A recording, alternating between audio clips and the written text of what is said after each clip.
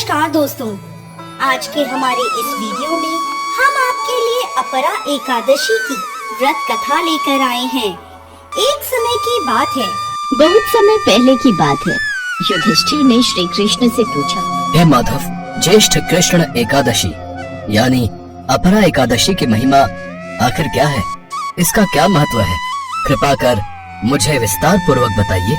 हे युधिष्ठिर, आपने जन कल्याण के लिए बहुत ही उपयोगी प्रश्न पूछा है। ज्येष्ठ मास के कृष्ण पक्ष में आने वाली एकादशी का नाम अपरा एकादशी है। ये एकादशी प्रेत योनि में गई हुई जीव आत्मा को मुक्ति प्रदान करती है।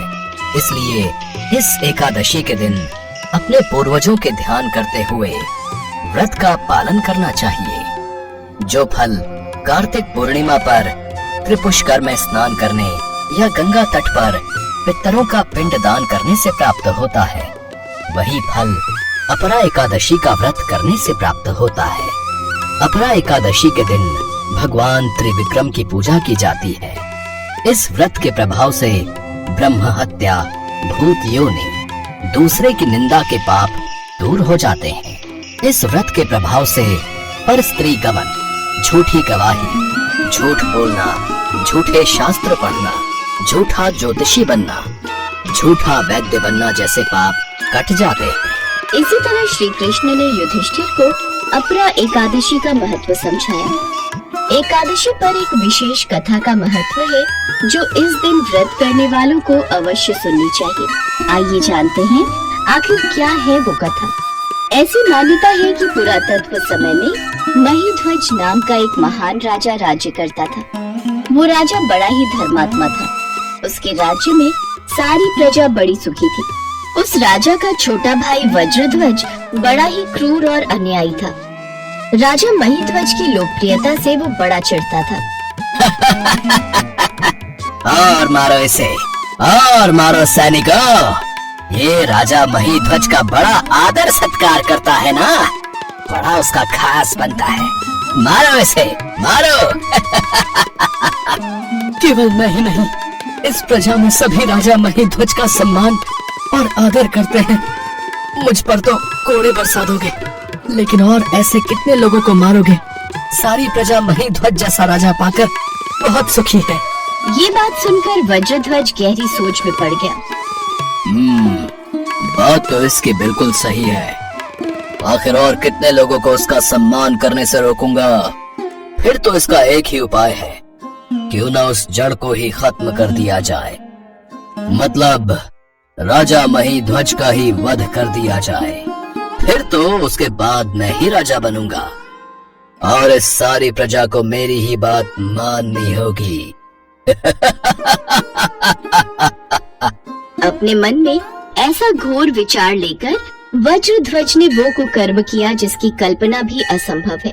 एक रोज राजा महीध्वज जब रात्रि के समय अपने कक्ष में गहरी निद्रा में थे, तब वज्रध्वज ने उनके कक्ष में जाकर राजा महीध्वज की हत्या कर दी।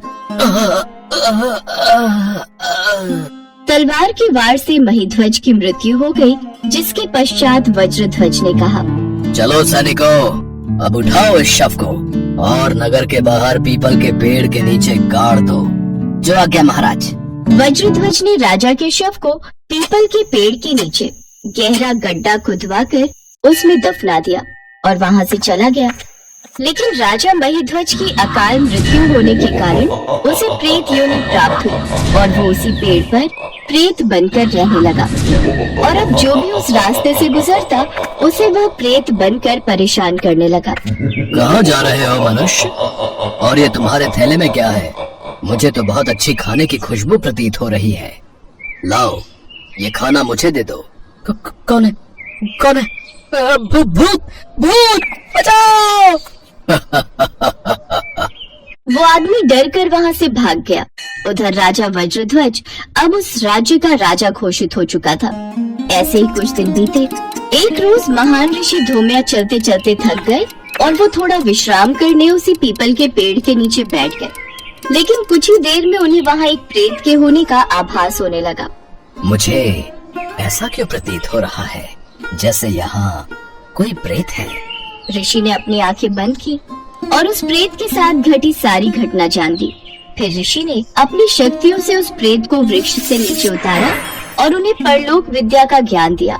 हे महीध्वज, मैं जानता हूँ तुम्हारे साथ अन्याय हुआ है।